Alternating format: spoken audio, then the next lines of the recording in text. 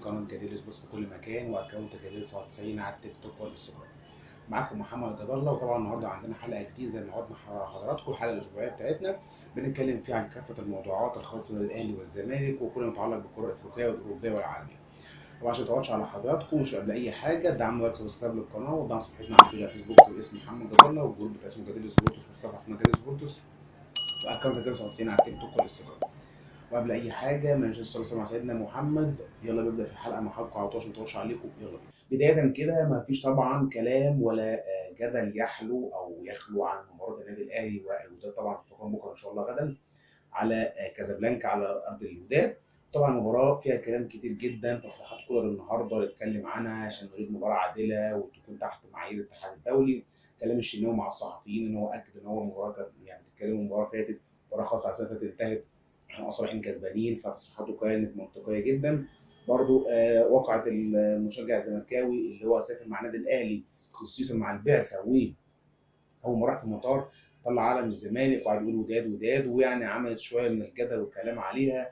كلام برضو عن غياب زهير المترجي عن المباراه، كلام عن دعم المنتخب فوز الاخضر رئيس الاتحاد المغربي ومدرب المنتخب المغرب، ويعني المسؤولين الكبار جدا في الدوله، كل دوله مع نادي الوداد. فكلام كتير جدا عن احداث المباراه. نتكلم عن بعض الاخبار مع حضرتك وبعد كده نتكلم عن المباراه بشكل مفصل ونتناول بعض القضايا اللي موجوده على الساحه العربيه والمصريه، طبعا بتهم الشارع المصري والزملكاوي والاهلاوي وكل ما يتعلق بالكره الافريقيه والاوروبيه. اول حاجه خلينا نتكلم عن موقعة يعني مشجع الزملكاوي. كان هو المشجع ده جه مع النادي الاهلي، كان مسافر من مصر، وهو قعد اول ما وصل المطار طلع علم الزمالك وقعد يقول وداد وداد وما يتعلق بحاجه. طبعا اكيد شفت الواقع يعني. انا مش هتكلم طبعا على كتير عن الواقع دي، انا مش كتير، ولكن عايز اقوله هو في بس منطق عايزين نوضح جزئين مهمين. لما ريال مدريد مثلا بيلعب في نهائي ابطال اوروبا، طبعا جماهير برشلونه مش بتاع ريال مدريد والعكس برضه، فبالتالي ممكن يكون ناس كتير جدا عابت على المشجع ده ان في حقد وغل، وده طبعا حاجه مش يعني خارجه عن الكوره. انا مش بقى يعني انا واحد كان من المحللين بتكلم، انا ما بحبش الكوره تعدى حدود اطارها. يعني الكوره في الاستمتاع ونتفرج وانت تروش عليا نروش عليك وزي ما بعض بيقولوا بنحفل على بعضينا، ولكن انها توصل للغل والحقد ويبقى احنا قدام من بعضينا بره في المغرب بالمنظر ده، لا الموضوع ما بقاش لطيف. فالواقع يعني في حد ذاتها هي واقع فرديه، مش هنغلط عنها بشكل كبير جدا، يعني مش تراون عنها او تاخد منها جزء كبير جدا في الحياه. ولكن عايز اتكلم عنه ان هي شايف انها واقع عاديه. طبعا الزمالك نادي منافس الاهلي، فبالتالي مش هيبقى يعني التركيز مع الناس مع الواقع بشكل يعني انها لازم يكون بدعم الاهلي ولازم، لا مش شرط. يعني عندنا انديه كبيره جدا زي الريال وبرشلونه والسيتي والليفر. الناس زي ما يكون مثلا نادي مين بيلعب يعني مثلا على سبيل المثال السيتي بيلعب في دوري ابطال اوروبا مع الانتر، هل جماهير الليفر تتعاطف وتقف مع السيتي؟ لا طبعا اكيد لا. ده منافس ليا وهيفرق عني في البطوله اقف معاه ازاي؟ فده امر طبيعي جدا، ولكن هي بس الواقع خالد بس جزء كبير وشو بس عشان المدافع يعني المواطن الزملكاوي، فخالد يعني بعض الشغل والمحنه. ده الشق الاول. الشق الثاني عايز اتكلم عنه نزول المترجي. يعني طبيعي اكد ان هو احتمال ما يلحقش بالمباراه بشكل كبير جدا في الاصابه في الركبه، ويعني احتمال غيابه من المباراه. في كلام برضه انه صاب مصاب في التمرين امبارح فدخل في صدام مع حارس المرمى، فبرضه في كلام ممكن ما يلعبش. فيعني كلها علامات بتدل ان الاهلي قريب من البطوله، ولكن ده كلها يعني كلام غير مؤكد. ممكن تلاقي زي المترجي على الدكه، ممكن تلاقي سامبو بيلعب بشكل اساسي، ممكن يلعب المدافع اللي فات بتاع الترجي عفوا الوداد لعب، كان لعب ودماغه متسمه كلها خالص، والراجل كان بيلعب وقد دور كويس. فالموضوع يعني مش حازم، ممكن الوداد بيطلع اخبار بغرض ان هي من النادي الاهلي. ده الشق الثاني. الشق الثالث زي ما قلت لحضراتكم ان المسؤولين في المغرب وعقربا وقريبا مع نادي الوداد، ملعب محمد الخامس هيكون بالكامل ممتلئ عن اخره جماهير نادي الوداد. هيكون رئيس الاتحاد الفوزي دعمه بشكل كبير جدا. مدرب منتخب الوداد كان معاهم وراح الزياره للمعسكر، كل الناس الدوله كلها مع الوداد. فتحس ان في حماس. يعني انا وجهه نظري هتكلم عن طبعا عن توقعات المباراه في الاخر، ولكن انا يعني شايف وجهه نظري البطوله مش تخرج من كازابلانكا بصراحه. مش كون انا واحد انا مثلا ضد الاهلي او لا، ولكن الاجواء كلها بتقول كده ان اخر مباراه الحكم اللي هيلعبها وايام حكم نزيه جدا، بس اخر مباراه ليه طبعا مش هيتكرم على ارض فريق هو خسران. فالموضوع انتوا اللي حسبتوه. رئيس الاتحاد الافريقي راح لفوز الاخضر من كام يوم بعد ماتش الاهلي، الدوله كلها هناك معاه، فتح ملعب على الاخر، كلها اجواء والدنيا بتزق ضد البطوله. ده الشق الاول اللي انا حابب اتكلم معاكم فيه. طبعا عايزين نتراوح برضه يعني تعليقاتنا على تصريحات الشناوي النهارده في المؤتمر الصحفي، ان هو اكد ان المباراه بتاعت السنه اللي فاتت الناس فاكراها جدا. قال لك خلاص المباراه انتهت من سنه، احنا اصلا رايحين كسبانين، والراجل كان كلامه عقلاني جدا، وكان بعض الصحفيين بيحاولوا يستفزوه يعني بشكل او اخر بالكلام بشكل يعني فورمال شويه، لكن هو قدر يرد عليهم بشكل كويس. كولر برضه علق. يعني انا مش حابب ان كولر يتكلم على الجزء، كان جانب بيتكلم على الجزء الفني اكتر، لكن هو تدرك ان احنا عايزين نلعب في مباراه عادله في اجواء عادله، الحكم يكون نزيه، لازم ناخد من حقنا، اللعيبه مجهزه بشكل كافي جدا، اللعيبه عندها اجواء حماسيه، مش اول مره النادي الاهلي يقع في هذا الضغط، وقعد يتكلم كلام حضراتكم عارفين هو الكلام الدبلوماسي ده. بجانب برضه الراجل اكد ان جاهزيه اللاعبين. ده الشق الثاني. الشق الثالث برضه بدر بنون يعني امبارح زار اللعيبه، وكان في زياره للنادي الاهلي واللعيبه الجهاز الفني وسلم على اللعيبه، وكان في اجواء ترحيبيه جدا باللعيب، ويعني هو طبعا كان من نجوم نادي الرجاء ولعب مع النادي الاهلي وحاليا بيلعب في قطر، فيعني كانت زياره كويسه جدا لبدر بنون، ويعني كان بياكد دعمه لنادي الاهلي. ده بالنسبه شكرا قوي معانا في الحلقه الاخبار. هنتكلم حلقه على الاخبار بعد كده، يلا بينا. هنخش مع حضراتكم بقى على الخبر اللي بعد كده، اللي هو ايه الفتره الاخيره داير جدا مع في الساحه الرياضيه هجوم الاهلاويه بالنادي الاهلي على عصام الشوالي بعد كلامه الاخير في مباراه الوداد، ان النادي الاهلي متضايق من ايه، الحكم بيعمل عداله تحكيميه كويسه، الحكم اداء كويس.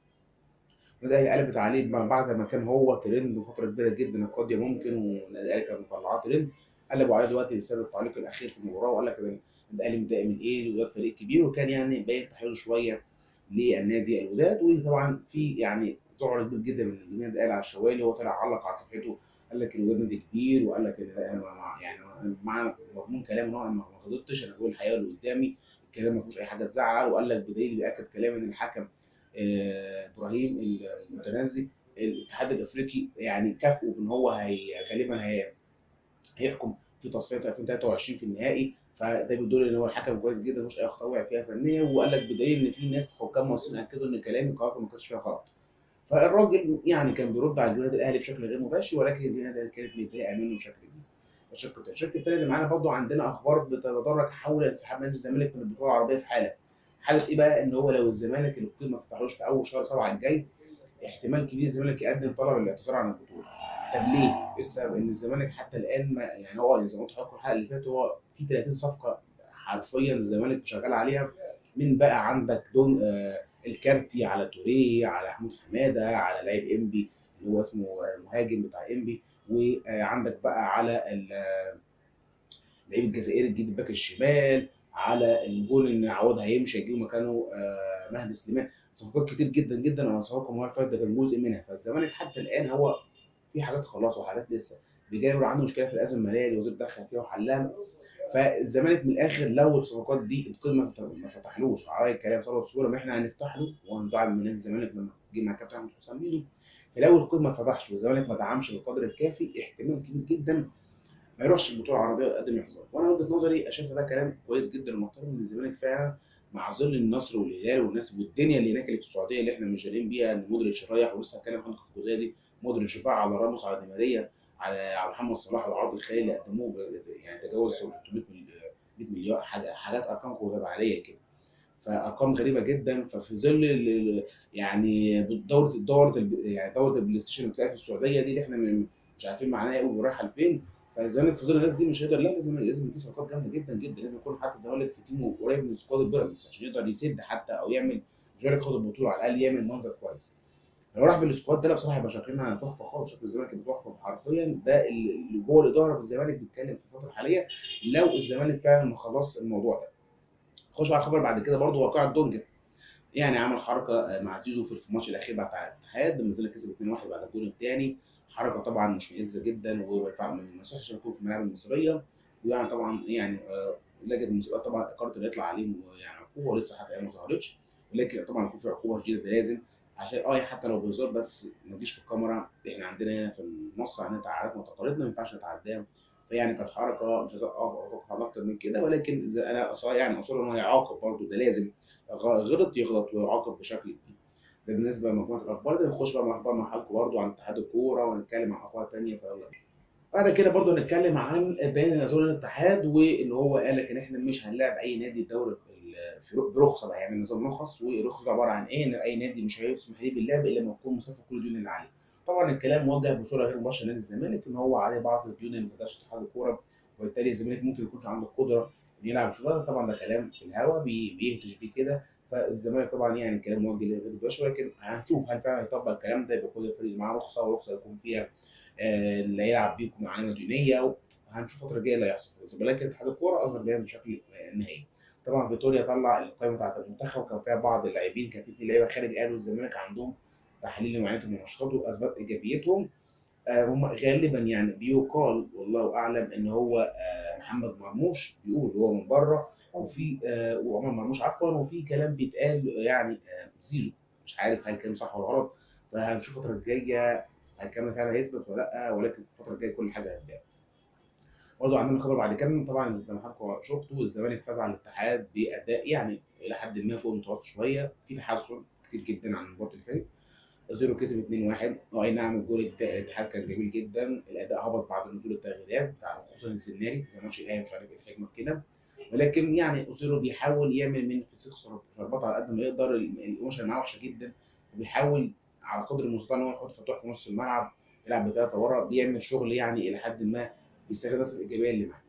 ولكن الزمالك فيه عروض كويسه، عندك فتوح كويس، الونش، زيزو، دول كويسين جدا، محمد صبحي وقف دور وابني عليهم الباقي، فريق تيم قوي، ورجع محمود علاء، هتعرف تعمل فريق قوي. نخش بقى على بعد كده، عندنا برضو خبر ان رؤوف خليفه هو اللي هيكون معلق على النادي الوطني الاهلي والوداد الغدا ان شاء الله في النهائي، طبعا بعد مطالبات كتير جدا من النادي الاهلي، وكان في زعل من الشوالي، فهو خليفه هو يبقى رؤوف خليفه معلق على المباراه. برضو خبر تاني عمل برضو ضجه كبيره جدا، هو صعود نادي زد، بيملكوا السويرس، والنادي اللي بيملكه سويرس اعضاء مجلسه ميدو واحمد حسن، مدير التنفيذي ليه سيف زاهر. امبارح كانت لقطه غريبه جدا ان هو شوبير اللي هو ماسك اصلا مدير نادي فيوتشر وهو معلق رياضي ومقدم برامج، بيرد على سيف زاهر اللي هو ماسك مدير التنفيذي لزد، اللي هو اصلا موجود في قناه اون تايم، اللي هي اصلا المفروض هما الاثنين محايدين، فده بيكلم ده. يعني انا مش متخيل الموقف ده يحصل في مصر بس بصراحه يعني. المفروض اصلا لو حد اعلامي ما يشتغلش في اي جهه تبع الرياضه، اذا كان بقى مدير تنفيذي نادي او اي حاجه، ولكن يعني في مصر طبعا كل حاجه ماشيه بالحب. لكن المهم اتكلم وقال لك ان احنا عندنا عملنا انجاز كبير، وانا متوقع يعني ان هو صعد على حساب لسه كان حقيقي نادي الجماهير الكبير جدا، وكان في كلام بيتقال ان هو جامع على حسابه يعني في النقاط، وكان في كلام حول التحكيم، ولكن ده متوقع طبعا ان هو هيصعد، والجونه برده بتاع سامح سويرس برده هيصعد على اول الاشهر الصعود. فغالبا كده احنا هنقلب الدوري بقى، نقفله انديه استثماريه ونقفل على الاهلي والزمالك، كل سنه طيب على كده. انا مش عارف الدوري هيروح لفين، ولكن بقى انت لو تحولها بالمنظر ده بتعمل زي السعوديه، زي ما حولنا الهلال واهلي جده والاتحاد لانديه استثماريه تملكها شركات خاصه تصرف عليها بشكل تضخم، عندهم ميزانيات ضخمه جدا بشكل كبير هي شكل استثماري. لو هتحول الاهلي والزمالك والانديه الجماهيريه كده هيبقى دوري قوي جدا، وانديه بعض تشتريهم بشكل باسهم، ولهم اسهم في البورصه وشركات، يبقى لهم شركه خاصه باسمهم، يبقى الدوري قوي قوي قوي، يبقى زي بيراميدز كده لما كان في بدايته. لا اتمنى يبقى تبقى حاجه قويه، لو انت بقى بتطبق الاحتراف وعايز تطبق بقى منظومه ما يبقاش فيه ازمه ماليه وكل نادي يصرف على نفسه ويجيب استثمارات، يبقى الدوري عندنا يبقى ضخم جدا وقوي. ولكن احنا من مصر كل حاجه زي ما انتم عارفين ماشيه بالحب. نخش على الاخبار بعد كده، عندنا بقى الاخبار العالميه اللي هي بتتعلق بقى بميسي والدنيا اللي هيصه دي، فيلا بقى نتكلم عن شكل الفصل. خلينا بقى نتكلم مع حضراتكم عن العروض اللي رايحه للسعوديه دي، ودوره البلاي ستيشن اللي بيجهزوا لها من دلوقتي. مع مش قصدي يعني اروج، ولكن السعوديه فجاه كده حولوا الانديه الاستثماريه خلاص، كل ده بقى عنده ميزانيات ضخمه. اول حاجه جابوا كريستيانو رونالدو في مصر، كان ضجه كبيره جدا، كريستيانو ذات نفسه علق، قال لك انا ما كنتش متوقع ان اروح للسعوديه، وبعدها بكام شهر الاقي كل نجوم العالم جايين لي في السعوديه عشان قال لك عشان ينقلب الدوري السعودي الدوري عليا. اول حاجه كريستيانو راح عمل ضجه كبيره جدا، ابتدى يظهر معاه، وده يعني في متوسط شويه مع النصر. بنزيما لسه رايح من كلمه اتحاد جده، كان استقبال خرافي لبنزيما، احتفاليه جباره جدا من تقديم اللاعب. كلام كتير جدا عن مودريتش خلاص على وشك الانتقال لاتحاد جده، اهلي جده عفوا، وطبعا الشيطان بتاعته في نادي اهلي جده. كلام كتير برضه بيتكلم عن كانتي رايح اهلي جده، راموس رايح اتحاد جده، ميسي كان في عرض كان من الهلال ضخم جدا رفض وراح نادي انتر ميامي بتاع الامريكي، هنتكلم عنه الجزئيه دي، التحول العرض بتاعه راح ليه. فالهلال بعد ما ميسي ما نفعش دخل على محمد صلاح عشان يقدم له عرض ضخم جدا بيقرب بحوالي 4 مليار جنيه مصري، حاجه زي كده، ارقام خرافيه. برضه داخلين على دي عشان ياخدوه هناك في نادي النصر. يعني مش عارف السعوديه عملت جامع في نجوم العالم عشان يكون الدوري بتاعه اقوى دوري في المنطقه ويصعد بعد كده. وهو حاول يجيب ميسي باي طريقه، لكن ميسي رفض عشان ميسي هناك خد بعض المميزات اللي هي جزء في حصه شركه ابل، ليه احقيه في انشاء نادي بعد انتهاء مسيرته في امريكا يمتلك نادي، ليه حصه في نادي انتر ميامي نفسه، ليه حصه في ارقام الارباح السنويه. فعنده عرض لا كان قوي جدا جدا، وهو كان خارج الاطار يعني، وهو نادي هناك في مزايا الدوري. ولكن ميسي يعني مع احترامي ليه في تفكيره كريستيانو احسن. هتقول لي ليه؟ كريستيانو قال راح نادي كبير بقى عربي ضخم، بيئه جديده، دنيا جديده، شاف تجربه بشكل كبير، شاف ترحاب ليه وابتدى يجيله النجوم. فالراجل سبحان الله عشان يجيب سالكه راح من دوري عالميه راح لدوري تاني لقى نجوميه اكتر. يعني ميسي يلعب مع هناك مع مين في انتر ميامي؟ مع احترامي ليه، ده بياخد اللي بيكسب بياخد بطيخه يعني، مع احترامي اللي ياخد لاعب المباراه. فاللي انا شايفه لا، هو كريستيانو كان تفكيره افضل، وسبحان الله عشان الراجل ده بيفكر بكوره بمنتاليتي افضل. فراح دوري كويس، دوري سعودي. وبنزيما برضو يعني بياكد كلامي ان هو علق على الجزئيه دي، قال لك ان انا مسلم وانا حابب اقعد في دوله مسلمه. يعني بنزيما زي ما حضراتكم عارفين بيحب يعيش مع الاجواء دي، وبلحتين وكوبايه اللبن زي ما حضراتكم عارفين. فالراجل يعني الدنيا ماشيه معاه بشكل حلو. ده كده بتكلم عن الليله بتاعت السعوديه، وكلام عن اخبار الفريق. هنتكلم بس معاكم بشكل سريع عن التركه الفنيه اللي المفروض كله يلعب عليها في مباراه الوداد ان شاء الله بكره. زي ما احنا في حلقه كامله طبعا نزلتها لحضراتكم بتتكلم بشكل مفصل عن الوداد. مش هعيد طبعا، مش هعيد اللي قلته قبل كده، لكن هنتكلم بقى هنا عن النادي الاهلي ازاي يلعب الوداد بشكل كبير جدا ويقدر يلعب تكتيكيا. اول حاجه محطه على البورد هو لازم طبعا كله يلعب 4 3 3 عشان نكون متفقين. حلو جدا. يلعب بقى رباعي مين والثلاثي مين اللي في النص والثلاثي مين اللي قدام. اول حاجه انا لازم يلعب بالشمال. كابتن مصطفى شوبير والراجل كويس، انا مع احترامي ليه كابتن مصطفى شوبير اي غلطه حتى لو مش بسببه هو اللي هيشيلها. خلينا نكون متفقين. يلعب بالشناوي يعني خبره برضه، حتى لو خسر يبقى انا عرفت المحادثه الخبره بتاعه وربنا مش رايق. يلعب في باك يمين محمد هاني، يلعب اتنين ست باكات ياسر ابراهيم وعبد المنعم، يلعب بالشمال بمعلول او خالد عبد الفتاح. حد يقول لي ده نفسك عبد الفتاح ليه؟ ده معاه خبره، معاه خبره في كل حاجه، لكن معاه بيعمل انطلاقات وبيسرح كتير جدا، هو مش متعود يدافع. ممكن يعمل لك ثغره زي ما كنا دخل منها، كانت غلطه من معلول، كانت ثغره من معلول. فانت لو مش هتخليه يهاجم يبقى تلعبه وتديله تعليمات دفاعيه. نص الملعب بقى ده المشكله، تشكيلته ايه؟ يعني الخطه بتاعته يلعب بحمدي فتحي بديانج بالسوليه. لان حمدي فتحي عنده ناحيه دفاعيه كويسه جدا، ديانج عنده ناحيه بدنيه كويسه يقفل نص الملعب، السوليه بيقول لك ان الملعب لقدام. السوليه ممكن يلعب هنا، ممكن يقوم بدور صانع لعب التاني في حاله الهجوم، يبقى هنا 4 2 3 في حاله الهجوم في كونتر اتاك. نلعب بقى الشوط اللي قدام ازاي؟ يلعب باليمين الشحات، الشمال عبد القادر، قدام لويس الجو. هتقول طب ما هو توكل متالق مع النادي الاهلي كجناح، هي تحطه مهاجم؟ لا، انا بقول لك تلعب السوليه وتو مهاجم ليه؟ عشان تخلق الجزئيه دي، ان السوليه في حاله الانطلاق الهجومي اللي هو فتحي هنا رقم 6 هيتحول السوليه كصانع لعب، ويبقى عندك الناس زي باكات ديانج وحمدي فتحي مقفلين كديفندرات. هيتحول صانع لعب السوليه رقم 10 ويخش توجه الانطلاقات مع الشحات مع عبد القادر، يبقى عندك الرباعي ده جوه يقدر يخلق بشكل كبير جدا هيقدر يخلق بشكل كبير جدا انطلاقات ويضرب الدفاع بشكل كبير. خصوصا ان الوداد اصلا هيلعب بكونتر اتاك هجومي وهيلعب بضغط من بدايه المباراه بشكل كبير جدا، وبالتالي الاهلي هيستغل كل ده بشكل كبير ويقدر يستفيد بيه.